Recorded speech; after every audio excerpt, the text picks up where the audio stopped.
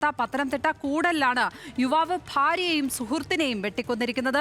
വൈഷ്ണ, വിഷ്ണു എന്നിവരാണ് കൊല്ലപ്പെട്ടത്. പ്രതിയുടെ ഭാര്യയും കൊല്ലപ്പെട്ട വിഷ്ണുവും തമ്മിൽ ബന്ധമുണ്ട് എന്നാരോപിച്ചാണ് കൊലപാതകം എന്നാണ് പോലീസ് പറയുന്നത്. വൈഷ്ണയുടെ ഭർത്താവ് ബൈജുവിനെ കസ്റ്റഡിയിലെടുത്തു. വിവരങ്ങളുമായി പത്തനംതിട്ടയിൽ നിന്ന് ശ്രീരാജ് ബാബു ചേരുകയാണ്. ശ്രീരാജ്, പത്തനംതിട്ടയിൽ എപ്പോഴാണ് ഈ കൊലപാതകം സംഭവിച്ചിരിക്കുന്നത്? ഈ പോലീസിന്റെ കസ്റ്റഡിയിലുള്ള പ്രതി പറയുന്ന വിവരങ്ങൾ എന്തൊക്കെ?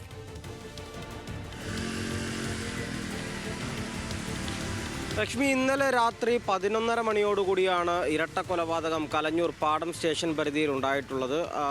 11:30 മണിയോടുകൂടി ഈ കൊല്ലപ്പെട്ട വൈഷ്ണയും അതുപോലെ വൈഷ്ണയുടെ ഭർത്താവ് ബൈജുവും തമ്മിൽ വാക്കുതർക്കത്തിൽ ഏർപ്പെടുന്നു വീട്ടിൽ വെച്ച്. തുടർന്ന് വൈഷ്ണ വീട്ടിൽ നിന്നും ഇറങ്ങി ഓടി ഈ കൊല്ലപ്പെട്ട വിഷ്ണുവിൻ്റെ വീട്ടിലേക്ക് എത്തുകയായിരുന്നു. പിന്നാലെ കൊടുവാളുമായി എത്തിയ ബൈജു വൈഷ്ണയെ വീടിൻ്റെ സിറ്റൗട്ടിലിട്ട് വെട്ടിക്കൊലപ്പെടുത്തി. തുടർന്ന് വീട്ടിൽ നിന്നും വിഷ്ണുവിനെയും വിളിച്ചിറക്കി വീട്ടിന് മുന്നിൽ വെച്ച് തന്നെ വെട്ടുകയായിരുന്നു. വിഷ്ണു ആശുപത്രിയിലേക്ക് കൊണ്ടുപോകുന്ന വഴിയിലും വൈഷ്ണ സംഭവ സ്ഥലത്ത് വെച്ച് തന്നെയും കൊല്ലപ്പെട്ടു. തുടർന്ന് ഈ ബൈജു തന്നെയാണ് സുഹൃത്തുക്കളെ വിളിച്ച് ഇതുപോലെ കൊലപാതകം നടന്ന കാര്യം വിവരിച്ചത്. തുടർന്ന് പോലീസ് സ്റ്റേഷനിലെയും അറിയിക്കാൻ ആവശ്യപ്പെട്ടു. തുടർന്ന് പോലീസ് എത്തി ഇയാളെ കസ്റ്റഡിയിലെടുത്തു. ഇയാൾ നൽകുന്ന മൊഴി അനുസരിച്ചാണ് FIR ഇട്ടിട്ടുള്ളത്. ആ FIRൽ പറയുന്നത് ഈ സുഹൃത്തായ വിഷ്ണുവും ഇയാൾ ബൈജുവിൻ്റെ ഭാര്യയായ വൈഷ്ണയും തമ്മിലുള്ള സൗഹൃദം അതിലുണ്ടായ സംശയമാണ് കൊലപാതകമെന്നാണ് FIRൽ പോലീസ് പറയുന്നത്.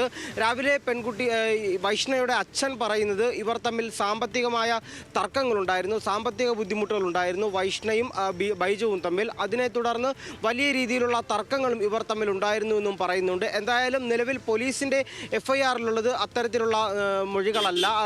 ഈ ബൈജു നൽകിയിരിക്കുന്ന മൊഴി വൈഷ്ണയും വിഷ്ണുവും തമ്മിലുള്ള സൗഹൃദത്തിന്മേലുള്ള സംശയമാണ് കൊലപാതകത്തിലേക്ക് എത്തിച്ചത് എന്നാണ് പറയുന്നത്. നിലവിൽ ഈ ബൈജു പോലീസിൻ്റെ കസ്റ്റഡിയിലുണ്ട്. ഈ FIRൽ പറയുന്നതിനപ്പുറത്തേക്ക് മറ്റെന്തെങ്കിലും കാരണങ്ങൾ ഈ കൊലപാതകത്തിൻ്റെ പിന്നിലുണ്ടോ, കൊലപാതകത്തിന് കാരണമായിട്ടുണ്ടോ എന്നുള്ളതെല്ലാം കൂടുതൽ മൊഴിയെടുപ്പിന് ശേഷമാകും വ്യക്തമാകുക. ഇയാളെ തെളിവെടുപ്പിനായി സ്ഥലത്തേക്ക് കൊണ്ടുവരുമെന്നും പോലീസ് അറിയിച്ചിട്ടുണ്ട്. എന്തായാലും നിലവിൽ പോലീസിൻ്റെ കസ്റ്റഡിയിൽ തന്നെയാണ് ഇയാളുള്ളത്.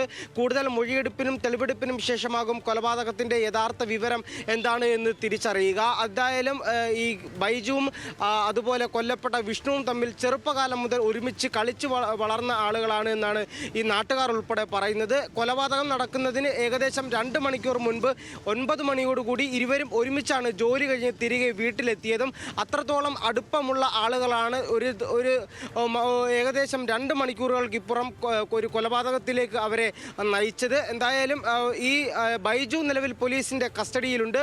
വിഷ്ണുവിൻ്റെയും വൈഷ്ണയുടെയും മൃതദേഹം പത്തനംതിട്ട ജനറൽ ആശുപത്രിയിൽ സൂക്ഷിച്ചിരിക്കുകയാണ്. ലക്ഷ്മി.